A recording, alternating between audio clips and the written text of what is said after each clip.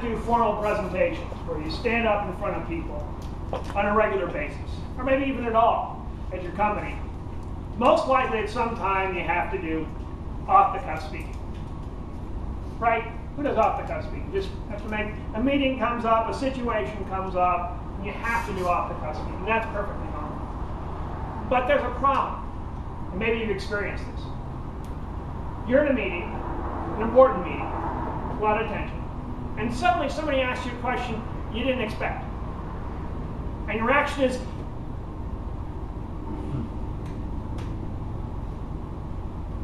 and you kind of hold it, and you just freeze. Have you ever done that? Have you ever frozen? You had that happen? It happens. All of a sudden, you got this great ideas, all these different thoughts, and all of a sudden you just freeze. And you don't know what to do. It happens a lot at wedding toasts. Here's the problem.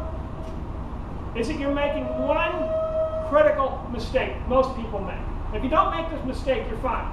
You make this mistake, everything kind of falls apart right there. It's your first step, and really your last step. Everything comes out of that first way to go. And what it is that the first thing you have to do is go with your first thought. Your first thought. First thought, best thought, you can think of it as. In other words, when you get up there, just say the first thing that comes to your mind and let it go. It may not be beautiful. It may be ugly. You may think, I didn't want to say that.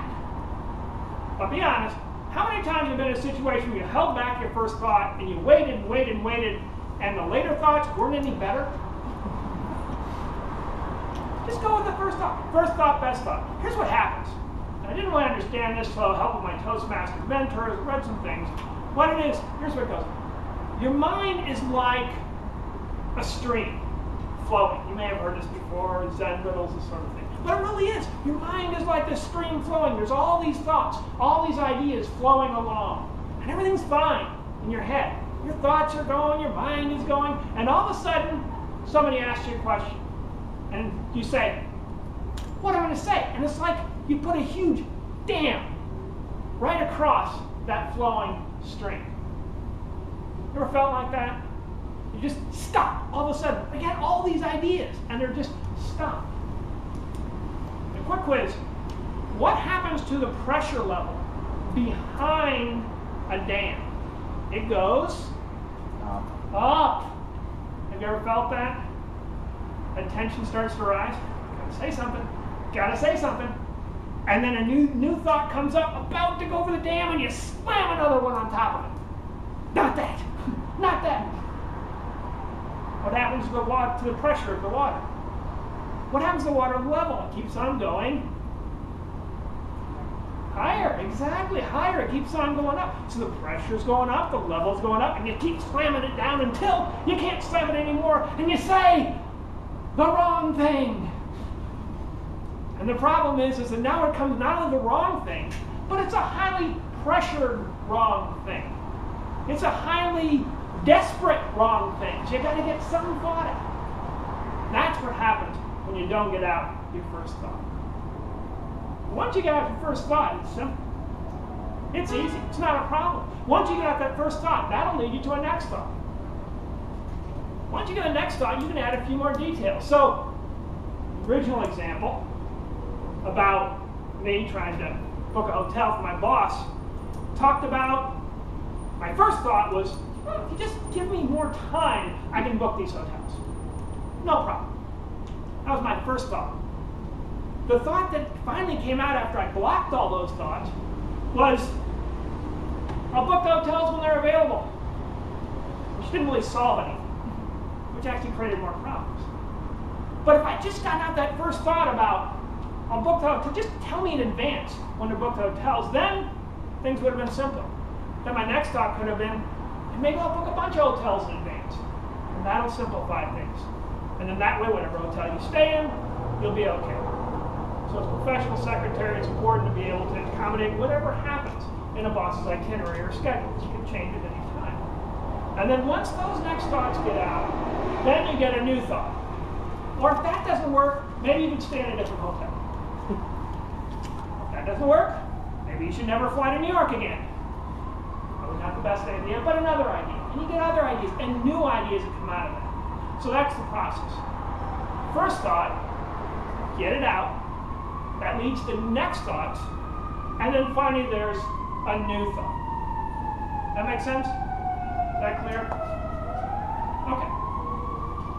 Because now, as mentioned, you need to have a volunteer, and I've actually pre-selected a volunteer, so you don't need to panic. Or be depressed that you weren't chosen. And in a little bit, Dan, I'm going to have you come up here, but in the meantime, just want to make sure it's clear. What is the first thought that Dan gets out?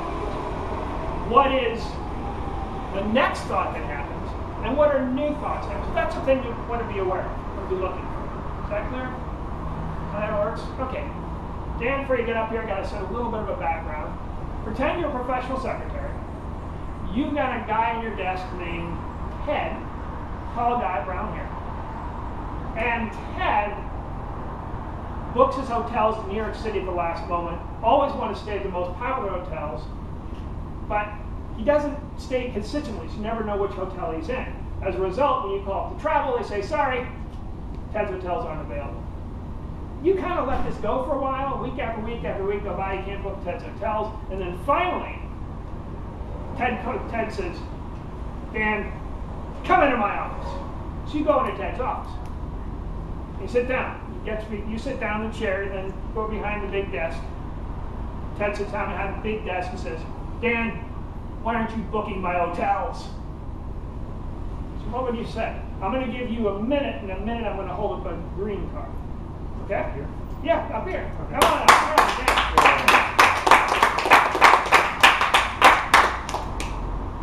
And you listen to the first thought, next thought, and then go ahead.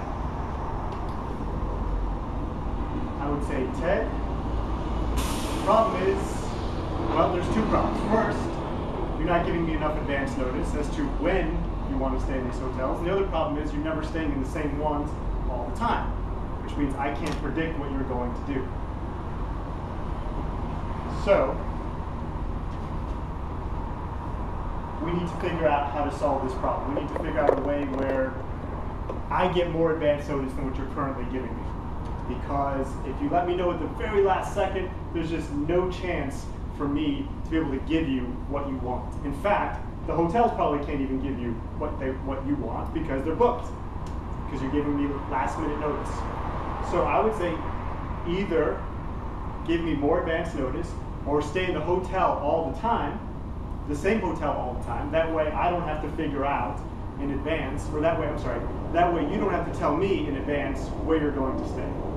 So that way you don't have to notify me because I'll just always keep booking the same hotel. All right, thank you, appreciate it.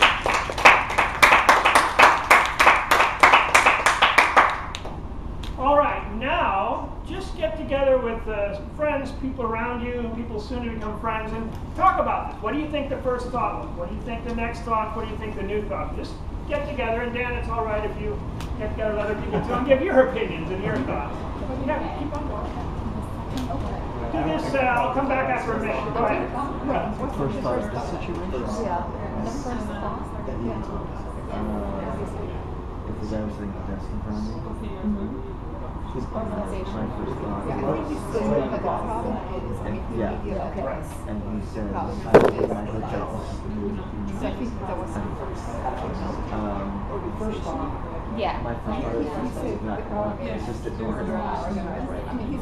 We were organized, we wouldn't To use, have. to say that. Basically, the problem is the problem. And do you agree? No, I see the problem. Yeah, the boss. He's not giving enough knowledge to book the hotel. I know the story. Yeah. I mean, it's possible that it's not an organizational issue. It's possible that it was possible at the last moment. So it's more of an advanced Resolution for hotels in New York. No, I think I just stayed there for a business meeting. It's hard to say. It's very expensive. There are conventions and things going on. So my first thought is that there's a problem. Clap once so you can hear me. Clap once so you can hear me. Clap once so you can hear me. Clap once so you can hear me. And one more time. Thank you. All right. What do you think the first thought was? What do I think? What exactly? I thought he did a very good job of handling it. What was the first thought he came up with? That there was a timing issue and he didn't have enough advance. Okay, timing issue. There wasn't enough advance time. You agree with that? Anybody got anything other different? A different first thought? Is that pretty much it? Timing issue? You go with that? Okay. Yeah. Well, I think what we discussed is that he used a very strategic approach of talking to his boss. He basically said the problem is, he was trying to frame the problem. Yes, it was the timing, was the, but he said the problem is, I understand what you're calling me, it's this and this. Okay. So his first thought was to frame. So that, when to frame the issue, that was kind of the first thought I was going. But you do agree then the first thought was the timing issue that you mentioned. Okay. What were next thoughts that came out after that first thought happened? What do you think?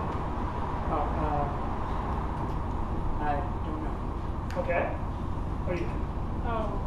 That like the location is also a problem. The fact that there's not a consistent location. Okay. Okay. So location was also a problem. Was there anything related to the timing issue that came out with a kind of a next thought about the timing issue? Does that make sense?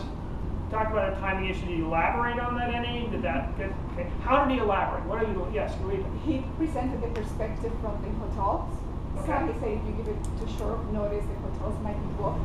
So he was given the more background to the problem and at the same time presenting potential solutions, kind of setting the tone for potential solutions. So he started kind of elaborating the problem a little bit more and give some background on the problem. Okay, you agree with that? Does that make sense? All right, then what were the new thoughts that came out? What new thoughts came out?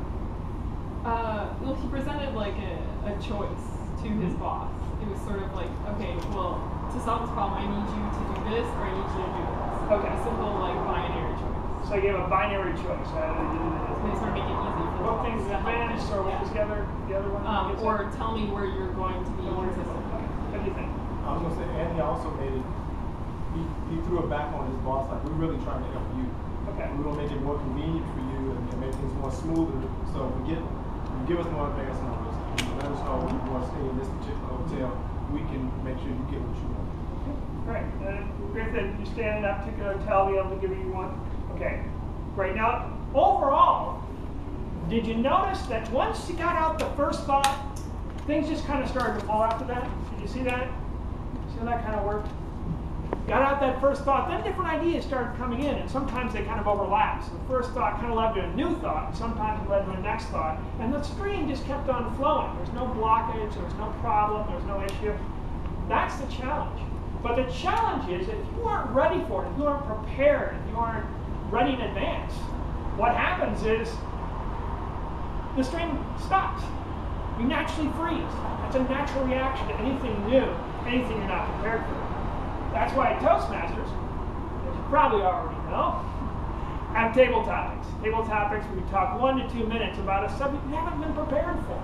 So you get ready to practice keeping that stream flowing. You get ready practicing keeping those thoughts going. So when you are in that pressure situation, when your boss does ask you that question, when you are called on the carpet and you have to go into the office and you're not quite sure exactly what it's about, you'll be able to say something. And the way it works is you've got 1 to 2 minutes, and then it's 1 minute in green, and then 1.5 at yellow, and 2 at red, and it's about that practice of practicing. So if you practice off the cuff, you get better at it. Otherwise, what happens, you get in a situation, you have to do off the cuff speech for your boss about something really mission critical, you're not ready for it, you freeze up, boss is not impressed, you're not happy, and careers are ended that way sometimes, unfortunately.